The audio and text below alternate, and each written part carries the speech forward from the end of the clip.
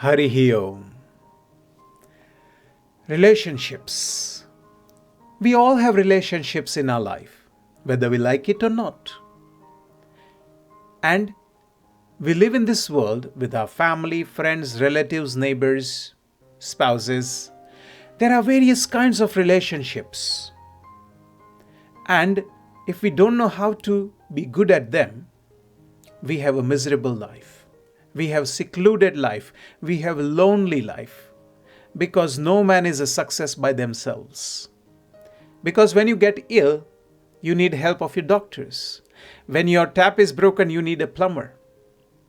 When you need a good friend to sit and talk with, you need a friend. For your own life and company, you need spouse. And so, relationships in our life is inevitable. We need to have them.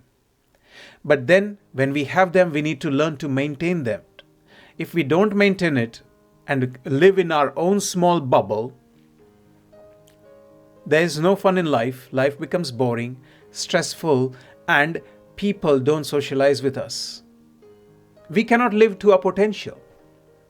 So, how do we navigate so many different relationships? Very easy. Satyam vada, dharmam chara. Meaning, if you take these two things only in your life, your relationships will become stable. First is Satyam vada. Always say the truth. There's no chance of mixing up now. Second, dharmam chara. Be following of religion and tradition and culture. Don't leave your religion behind. That will act as an anchor. You will anchor yourself and not get swayed. So let's start with relationship number 1. And that is our parents. When we are born, when we come to this world, our first relationship is with our parents. We need to make sure that we learn this relationship. Our parents, and I'm talking through all my examples, I'm talking about majority of the time percentages. So our parents take care of us, nourish us, guide us in our life. So it is our duty to do the same to them when we can help them. Remember, when we were little, we didn't know how to walk or talk. They taught us how to speak, how to walk, what to do, what not to do. And so, it is our duty to honor and respect their choices and follow them as much as possible. When they grow frail and old, remember when we were frail, when we were little, they took care of us. So when they are frail, it is our duty to take care of them. That's our first relationship. We got to get that right. Secondly, when we slowly grow up, we get our friends in the neighborhood. So we go and play with them. We play with them in the park, in the school, playgrounds. And this is where you will have a can of different ideas coming in. See, with your parents, it's only 2 people with 2 different ideas, 2 different ways of doing things. But when you go to a class or a school, you end up with 100, if not thousands of different ideas and different ways of doing things. Some will be meat eaters, some will be vegetarians, some will be vegan, some will wear different kinds of clothes, some will have different color of skin. You'll find so much variety in life. At that time, you have to learn to navigate that. So say, for example, you're a vegetarian and your friend is non-vegetarian. To fit in life, it shouldn't be fair on that non-vegetarian that we push them, force them to convert to vegetarian and become like us. We shouldn't do that. Unless they willingly, happily understand it and do it, that's a different thing. Same for ourselves. We shouldn't try to convert to their choice to just keep them happy. So in friendship, what I'm saying is, we have to understand that we are all different, accept our limitations, and work in such a way that we complement each other and we don't try to be the same. Okay? We should carry our uniqueness, our identity, whilst being very good friends. Finally, who's a friend? We've got a very good understanding in the Western world. It says, a friend in need is a friend indeed. May you get friends and may you become friends to such people where you are helpful to them. Just talking and chatting and socializing is not good enough. When your friend needs help, you should be out there helping them in a big way. That's good. Also, backbiting, cheating, or talking something wrong about your friends behind them, never a good idea. What best to do is, if your friend has some flaws, talk to the friend face to face, one to one. Tell them, I don't like this about this. Can you fix this? Or I think this is wrong. Can you do something about it? When you want to say something good about it, about your friend, then say it to the others. Talk to others about their good deeds. And when you want to say something bad, something negative, something to fix, then tell it to your friend. And talking about fixing, I believe you cannot fix anyone. You cannot fix anyone. You can help them see the light, but you cannot fix them. It's not possible. They have to fix themselves. So, if you have a friend who you think they need to change something, just point them out the pros and cons of what you want them to change with. And they might not like it. If they like it, they might adapt it, but not to the percentage that you want. So that's relationship with your friends. And as we grow slowly, we go then to our neighbors. We realize, oh, that auntie stays with us, that uncle is the next door uncle, and so on and so forth. Now, we need to go and learn to socialize with our neighbors. How? We do it quite often. Number one is we share meals. So suppose we've made nice savories, nice puddings at home, bhajia, samosas, anything like that. Then we go and give that to our neighbor a bit as well in a portion, in a container, and say, oh, today we made this. Can we give this to you? Sharing is caring. Learn to share. And what I do something again very practical, and that is I tell my neighbors, if you have birthday parties or any occasion where you're going to have more cars at your home for some reasons, why don't you park in our parking area? So I just ask them, tell me a day before, and we'll move our cars the night before further down the road so that you will have space as my neighbor to park your cars and your friends' cars who are visiting your home in our car park. So see where you can share, where you can care, and where you can help. Be useful. Just hi and bye is not a good neighborhood relationship. Because when there is emergency, only they can come to help. Let me give you an example. You call 999 police, you call ambulance, you call fire brigade. It will take them some time to come, correct? It will take them some time to come. But if you have a neighbor, they can come to you in a flash. They could be of quick assistance. They can give you a helping hand. They can support you. They can call other people for you and do, reservations and phone calls and explanation and so forth for you. So keep very good relationships, not only with your friends, but with your neighbors as well. And this is all building up. So we start with our parents, then with our friends, then with our neighbors. And when we are a good person in that, we then hopefully try to go for a job as we grow up. When we do jobs, we'll have line managers, boss.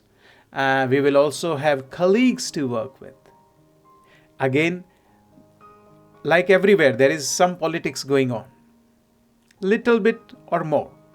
You have to understand the dynamics of that place and not fall into the trap of taking sides and fighting with each other. You want to avoid that. Find neutrality and be good to everyone. Because you never know who is going to get promoted next and they will become your line manager. And if you had a fight with, your colleague thinking he is just your colleague, well, soon if he becomes or she becomes your line manager, you are going to get into trouble. Or if they don't become manager, but they've got good close relationships with the line manager and you don't know about that, they can give you trouble indirectly. So, somewhere or another, therefore we say what goes around comes around. So learn not to fight, not to argue, not to take extreme sides. Find a happy medium with your colleagues. Again, be useful to them as much as possible in your life. Why am I saying this time and again? Be useful, be useful, be useful. Because if you are useful to 100 people, maybe, and I'm talking maybe, 20 of them out of 100 will return the favor. And that will be of immense help in your life. But if you help 100 people and expect all 100 to help, then nobody else in the world but you are the fool. Don't make a fool of yourself. Even a gardener knows this. Even a farmer knows this, that if you go to a farm and sow 100 seeds, not all 100 will grow. Quite a small percentage will only grow because some seeds will be picked up by birds. Some seeds will rot away. Some seeds will fall on stones and they will never grow.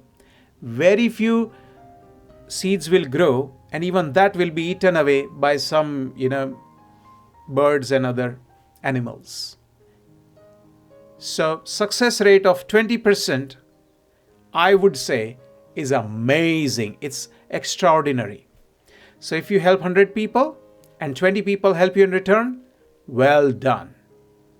Don't expect more than the more. If you get more than that, well done. God's grace. But that's how I put the ratio. So you got friends, you got neighbors, parents of course, you got colleagues, and once you got good income coming in, you are yourself a more stable person, then maybe you can look at having a permanent relationship in your life with somebody. I'm talking spouse, husband or wife. When you look into that, this is a tricky one because friends you can change, jobs you can change, changing a partner, very tough. Ideally, you want to not go into that direction of changing partners. You want to have one good partner where possible and stay with that person as long as possible. And so, over here, we want to make sure that we avoid as many differences as possible. Let me give you an extreme example. Say, for example, one person in the relationship is meat eater, one is vegetarian. What are they going to do? Well, I've seen a lot of people like that who have successfully and well, in a good way, made it happen in their lives. But it is still a struggle. In the sense, are you going to cook 2 different meals all your life? Because vegetarian is not going to eat meat. What are you going to do? Are you going to cook vegetarian all your life for everyone? Or are you going to cook non-veg meat every day? In that case, the vegetarian person will be suffering all their life. It's a tricky one. Cooking 2 meals a day, different kinds of meal a day for life is not an easy job. Same way, you cannot even share your food which you ordered in the restaurant if it's meat and vegetarian. Do you see the angle? It's tough. It's very, very tough. So where possible, where the choice is available, try to go with a partner, with a relationship where there is less differences. However, you flip the coin and then somebody says, can we have 100% match? Again, I don't recommend that. It's not a good idea. Because then your life becomes boring. There's no freshness, there's no uniqueness, and there's no difference. So you want little bit of difference, not a major one. And that little bit of difference brings spice, brings flavor in your life. That's why I say, may you have little bit of difference, but not too much in life. Same goes for your height. Same for your successes in your life. You shouldn't ideally have a mega successful person marrying a totally loser in life. It's not a good thing. Where possible, find somebody in your own category or in the ballpark, if you see what I mean. And that will be of great help in life. So that was the spouse. And after spouse, what are you going to have last in life? After that? Your children. Yes. First you were a child and now you will have your own children. So take care of your children. They are your future. They are the future of your country. Educate them. Make them full of character and spirituality. Make them anchored and make them learn and understand the importance of good, hard work. Make them understand the importance of spirituality and being nice to others. It's a tough job being a parent. You have to go through so much, but it's worth it. So from childhood of yours to childhood of your own child, you see there's a whole journey. And now you can repeat it later if you live longer and healthier. Your children can grow up, they can have their children, and you can mentor them and support them as well. So you can repeat this. It's a cookie cutter approach. What is that cookie cutter? Satyam vada, dharmam chara. May you become very nicely anchored person, not easily swayed, always saying the truth, always being fair to everyone, and following the religion, the dharma. Once we have this, then your children knows that your parents, you know that your children are in a firm grounding. They will not sway. Nothing will change them. They will be dependable children. They will be dependable parents.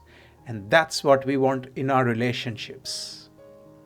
So, if you want to discuss further on this topic, if you have questions or queries, put a message in and call. We can take it from there. Okay? God bless you and Jai Siya Ram.